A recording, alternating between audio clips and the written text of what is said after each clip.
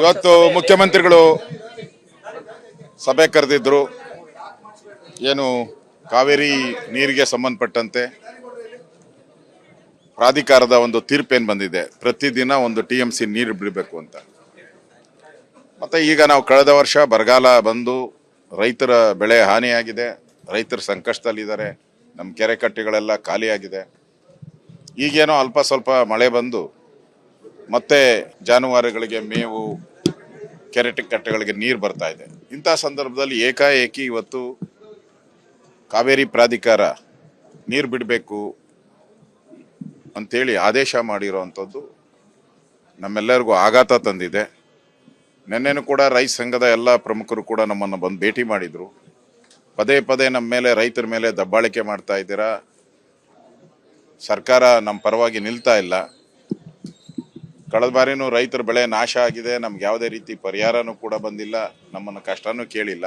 ಈ ಸರಿ ಮತ್ತೆ ನೀವು ನೀರು ಬಿಟ್ಟರೆ ನಮ್ಮ ರೈತರ ಗತಿ ಏನು ಅನ್ನೋದನ್ನು ನಿನ್ನೆ ಬಂದು ನನ್ನನ್ನು ಮತ್ತು ರವಿ ಅವ್ರನ್ನ, ನಮ್ಮೆಲ್ಲ ನಾಯಕರು ಇದ್ದಾರೆ, ನಮ್ಮ KR ಪೇಟೆ, ನಮ್ಮ ತುಮಕೂರು,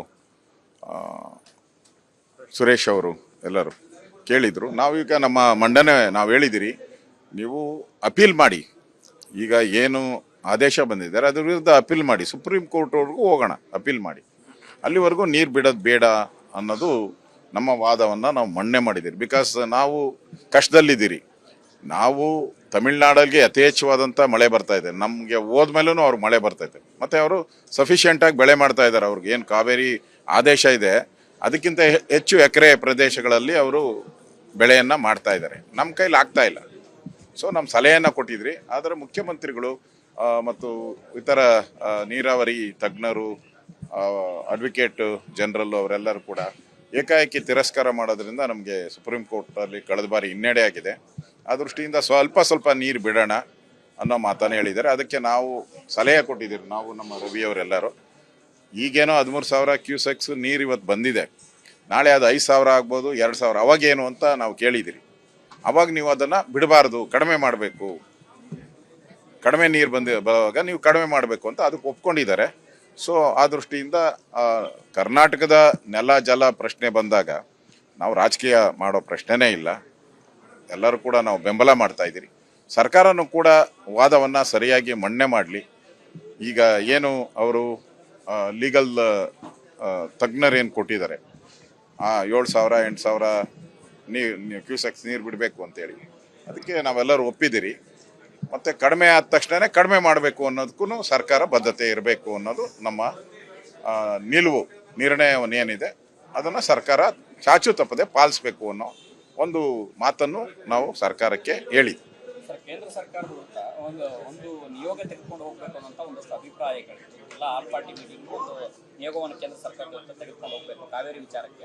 ಅದೆಲ್ಲ ತೀರ್ಪು 91ರಲ್ಲೂ ತೀರ್ಪಾಗಿದೆ, 2007ರಲ್ಲೂ ತೀರ್ಪಾಗಿದೆ, 2018ರಲ್ಲೂ ತೀರ್ಪಾಗಿದೆ.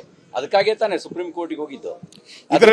ಅದ್ರ ಬದಲಿಗೆ ಈ ತಮಿಳುನಾಡಿನಲ್ಲಿ ಯಾವ ಪಕ್ಷದ ಸರ್ಕಾರ ಇದೆ, ಇಂಡಿಯಾ ಅಲಯನ್ಸ್ ಇದೆ, ಅವ್ರನ್ನ ಕನ್ವಿನ್ಸ್ ಮಾಡಿದ್ರೆ ಇಶ್ಯೂನೇ ಇಲ್ವಲ್ಲ. ಮೇಕೆದಾಟಿಗೂ ಕ್ಲಿಯರೆನ್ಸ್ ಸಿಗುತ್ತೆ. ಮೇಕೆದಾಟಿಗೆ ಅಬ್ಜೆಕ್ಷನ್ ಆಗ್ತಿರೋದು ಕೇಂದ್ರ ಸರ್ಕಾರವಾ? ಮೇಕೆದಾಟು ಮಾಡಬಾರ್ದು ಅಂತ ಅಬ್ಜೆಕ್ಷನ್ ಆಗ್ತಿರೋದು ತಮಿಳುನಾಡು ಸರ್ಕಾರ. ಅವ್ರನ್ನ ಕನ್ವಿನ್ಸ್ ಮಾಡಿದ್ರೆ, ಈಗ ನಾವು ನೀವು ಜಗಳ ಆಡಿದ್ರೆ ತಾನೆ ಮೂರನೇವ್ರ ಮಧ್ಯಸ್ಥಿಕೆ, ನಾವು ನೀವು ದೋಸ್ತು ಕುಚಿಕೋ ಅಂತೇಳಿ ಹೆಗಲ ಮೇಲೆ ಕೈ ಹಾಕೊಂಡು ಎಲೆಕ್ಷನ್ ಮಾಡ್ತೀವಿ. ರಾಜ್ಯದ ರೈತರ ಇಂಟ್ರೆಸ್ಟ್ ಇಟ್ಕೊಂಡು, ಕಾವೇರಿ ಪ್ರಾಧಿಕಾರದ ಇಂಟ್ರೆಸ್ಟ್ ಇಟ್ಕೊಂಡು ನಾವಿಬ್ಬರು ಹೆಗಲ ಮೇಲೆ ಕೈ ಹಾಕೊಂಡು ತಮಿಳ್ನಾಡಿನವರು ನಾವು ಒಟ್ಟಿಗೆ ಹೋದ್ರೆ ಜಗಳ ಎಲ್ಲಿರುತ್ತೆ? ಸುಪ್ರೀಂ ಕೋರ್ಟು ಬೇಡ, ಕೇಂದ್ರ ಸರ್ಕಾರನೂ ಬೇಡ. ಯಾವ ಸರ್ಕಾರ ಹಾಕಬೇಕು? ಈಗ ಕೇಂದ್ರ ಸರ್ಕಾರದ್ದು ಇದರಲ್ಲಿ ಏನೂ ಪಾತ್ರ ಬರಲ್ಲ. ಕಾವೇರಿ ಪ್ರಾಧಿಕಾರಕ್ಕೆ ಹಿಂದೆನೇ ಭಾಳಷ್ಟು ಸುಪ್ರೀಂ ಕೋರ್ಟ್ ಆದೇಶ ಆಗಿ ಅಲ್ಲಿ ಟೆಕ್ನಿಕಲ್ ಸಮಿತಿಯನ್ನು ನೇಮಕ ಮಾಡಿಬಿಟ್ಟಿದೆ. ಒಂದಲ್ಲ ಎರಡು, ಅಪೀಲ್ ಮಾಡೋಕ್ಕೂ ಒಂದು ಸಮಿತಿ ನೇಮಕ ಮಾಡಿದೆ. ಅವರೇನು ಕೊಡ್ತಾರೋ ಅದೇ ಫೈನಲ್ ಅನ್ನೋದು ಹೇಳಿದ್ದಾರೆ. ಇಲ್ಲಿ ಕೇಂದ್ರ ಸರ್ಕಾರದ ಪ್ರಶ್ನೆನೇ ಬರಲ್ಲ. ಕೇಂದ್ರ ಸರ್ಕಾರದ ಪ್ರಶ್ನೆನೇ ಬರಲ್ಲ. ಇಲ್ಲಿ ಹೊಸ ಯೋಜನೆ ಏನಾದ್ರೆ ಈಗ ಮೇಕೆದಾಟು ಅವೆಲ್ಲ ಎರಡು ರಾಜ್ಯಗಳು ಒಪ್ಪಿದ್ರೆ ಕೇಂದ್ರ ಸರ್ಕಾರಕ್ಕೆ ಅವಾಗ ಅಪೀಲ್ ಹೋಗ್ತೈತೆ. ಈಗ ಇಲ್ಲೇ ರವಿ ಅವರು ಹೇಳ್ದಂಗೆ ಇವರೇ ತಕರಾರು ಮಾಡ್ತಾವ್ರಲ್ಲ ತಮಿಳ್ನಾಡು, ಅದು ಪ್ರಶ್ನೆ. ಇಲ್ಲಿ ಕೇಂದ್ರ ಸರ್ಕಾರದ ಪಾತ್ರ ಬರಲ್ಲ. ನಮ್ಮ ಲೀಗಲ್ ಸೆಲ್ ಏನಿದೆ ಸರಿಯಾಗಿ ವಾದನ ಮಂಡನೆ ಮಾಡಿ ನಿಜ ಸ್ಥಿತಿಯನ್ನು ಅವ್ರಿಗೆ ಮನವರಿಕೆ ಮಾಡಿಕೊಡ್ಬೇಕು ಟ್ರಿಬ್ಯುನಲ್ ಮುದ್ದೆ ಅನ್ನೋದೇ ನಮ್ಮ ಒಂದು ಸಲಹೆ. ಸಭೆಗೆ ಕೇಂದ್ರ ಸಚಿವರು ಬರಬೇಕಾಗಿತ್ತು, ಮಾಜಿ ಮುಖ್ಯಮಂತ್ರಿ ಮತ್ತು ಹಾಲಿ ಕೇಂದ್ರ ಸಚಿವರು ಕುಮಾರಸ್ವಾಮಿ ಅವರು ಬರಬೇಕಾಗಿತ್ತು, ಸಭೆಗೆ ಬಂದಿಲ್ಲ. ಆ ಭಾಗದ ಮಂಡ್ಯದ ಸಂಸದರು ಕೂಡ ಅವರು ಆಗಿರೋದ್ರಿಂದ ಇವತ್ತಿನ ಸಭೆಗೆ ಬರಬೇಕಿತ್ತು. ನೋಡಿ, ನಮಗೆಲ್ರಿಗೂ ರಾತ್ರಿ ಇನ್ಫಾರ್ಮೇಷನ್ ಬಂದಿದ್ದು. ನಮಗೆ ಕೇಂದ್ರ ಸಚಿವರುಗಳಿಗೆಲ್ಲ ಬೇರೆ ಬೇರೆ ರಾಜ್ಯದಲ್ಲಿ ಇರ್ತಾರೆ. ಒಂದು ಈ ರೀತಿ ಸಭೆ ಕರಿತೀವಿ ಅಂತಂದಾಗ ಮುಂಚಿತವಾಗಿ ಮಾಹಿತಿ ಕೊಟ್ಟಿದ್ರೆ ಬರ್ತಿದ್ರೋ ಏನೋ, ನಂಗೆ ಗೊತ್ತಿಲ್ಲ. ಒಂದು ಎರಡನೇದು ನೋಡಿ, ಈ ರಾಜ್ಯದ ಇಂಟ್ರೆಸ್ಟ್ ಪ್ರಶ್ನೆ ಬಂದಾಗ ನಾವು ಯಾರೂ ಪಕ್ಷಭೇದ ಮಾಡಿದ್ದೀವಿ ಯಾವಾಗಲಾದರೂ. ಈಗ ಕಳೆದ ವರ್ಷ ಬರಗಾಲ ಇತ್ತು, ಯಾವ ಕೆರೆಗೂ ತುಂಬಿಸಿಲ್ಲ. ಈಗ ಅಟ್ಲೀಸ್ಟ್ ನೀರು 63% ನೀರು ತುಂಬಿದೆ ಅಂತ ಇವ್ರು ಹೇಳ್ತಿದ್ದಾರೆ. ಈಗ ಡ್ಯಾಮ್ ತುಂಬಿಸ್ಲಿ, ಕೆರೆ ತುಂಬಿಸಿದ್ರೆ ಬೋರ್ವೆಲ್ ರೀಚಾರ್ಜ್ ಆಗ್ತವೆ. ನಾವು ನಮ್ಮ ಡ್ಯಾಮ್ ಕಟ್ಕೊಂಡಿರೋದು ತಮಿಳ್ನಾಡವರಿಗೆ ಯಾವಾಗ ಕೇಳ್ತಾರೆ ಅಥವಾ ನ್ಯಾಯಾಧಿಕರಣ ಯಾವಾಗ ತೀರ್ಪು ಕೊಡುತ್ತೆ ಅವಾಗ ನೀರು ಬಿಡೋಕ್ಕೆ ನಾವು ಡ್ಯಾಮ್ ಕಟ್ಟಿರೋದು. ನಮಗೆ ಕುಡಿಯೋ ನೀರು ಬೇಕು, ನಮಗೆ ಕೆರೆ ತುಂಬಿಸೋಕ್ಕೆ ನೀರಾವರಿಗೆ ನೀರು ಬೇಕು ಅಂತ ನಾವು ಡ್ಯಾಮ್ ಕಟ್ಟಿರೋದು. ಈ ಕೆರೆ ತುಂಬಿಸೋ ಕೆಲಸ ಮಾಡಲಿ ಅಂತ ನಾವು ಸಲಹೆ ಕೊಟ್ಟು ವಿರೋಧ ಪಕ್ಷದ ನಾಯಕರು ನಿಲುವನ್ನು ರಾಜ್ಯದ ಭಾವನೆಗಳನ್ನು ಪ್ರತಿನಿಧಿಸಿ ಹೇಳಿದ್ದಾರೆ. ಅಪೀಲ್ ಹಾಕಿ ಅಂತ ಹೇಳಿದ್ದಾರೆ. ಇದ್ರ ಮೇಲೆ ಎಲ್ರಿಗೂ ನೆನ್ನೆನೆ ಬಂದಿದ್ರಿ. ನೆನ್ನೆ 4 ಗಂಟೆ 6 ಗಂಟೆಗೆ ಮಾಹಿತಿ ಸಿಕ್ಕಿರೋದು. ಹಂಗಾಗಿ ಈಗ ಇದರಲ್ಲೇನು ನಾವೇನು ಪಕ್ಷಭೇದ ಮಾಡಿದ್ದೀವಾ? ರಾಜ್ಯದ ಇಂಟ್ರೆಸ್ಟ್ ಏನಿದೆ ಅದನ್ನೇ ಮಾತಾಡಿದ್ದೀವಿ. ಕುಮಾರಸ್ವಾಮಿ ಅವರು ಬಂದಿದ್ರು, ಅದನ್ನೇ ಮಾತಾಡ್ತಿದ್ರು. ಅದು ಬಿಟ್ಟು ಏನಾರು ಮಾತಾಡೋಕ್ಕಾಗ್ತಿತ್ತಾ? JDS ಇಂದನೂ ಬಂದಿದ್ದೀರಿ, BJP-ಇಂದನೂ ಬಂದಿದ್ದೀರಿ. ನಾವೆಲ್ಲರ ಜೊತೆ ಚರ್ಚೆ ಮಾಡಿ JDS ಮತ್ತು BJP ಅಭಿಪ್ರಾಯವನ್ನು ಹೇಳಿದಿರಿ. ಅದು ಕೇಂದ್ರದ ನಮ್ಮೆಲ್ಲ ನಾಯಕರು, ನಮ್ಮ ಲೋಕಸಭಾ ಸದಸ್ಯರು ಎಲ್ಲರ ಅಭಿಪ್ರಾಯನ ಫೋನ್ ಮುಖಾಂತರ ಮಾತಾಡಿದ್ದೀನಿ. ನಾನು PC ಮೋಹನ್ ಹತ್ರ ಮಾತಾಡಿದ್ದೀನಿ, ನಮ್ಮ ಜೋಶಿ ಅವ್ರ ಹತ್ರ ಮಾತಾಡಿದ್ದೀನಿ, ಸೋಮಣ್ಣ ಅವ್ರ ಹತ್ರ ಮಾತಾಡಿದ್ದೀನಿ, ನಮ್ಮೆಲ್ಲ ಲೋಕಸಭಾ ಸದಸ್ಯರ ಹತ್ರ, ನಮ್ಮ ಡಾಕ್ಟರ್ ಮಂಜುನಾಥ್ ಅವ್ರ ಹತ್ರ ಮಾತಾಡಿದ್ದೀನಿ. ಎಲ್ಲರ ಅಭಿಪ್ರಾಯ ತೆಗೆದುಕೊಂಡು ನಾವು BJP ಪರವಾಗಿ ನಾನು, ರವಿ ಅವರು, JDS ಪರವಾಗಿ ನಮ್ಮೆಲ್ಲ ನಾಯಕರು, ನಮ್ಮ ಸರ್ವಣ ಎಲ್ಲ ಬಂದಿದ್ದಾರೆ. ನಮ್ಮ ಅಭಿಪ್ರಾಯ ಹೇಳಿದ್ದೀರಿ.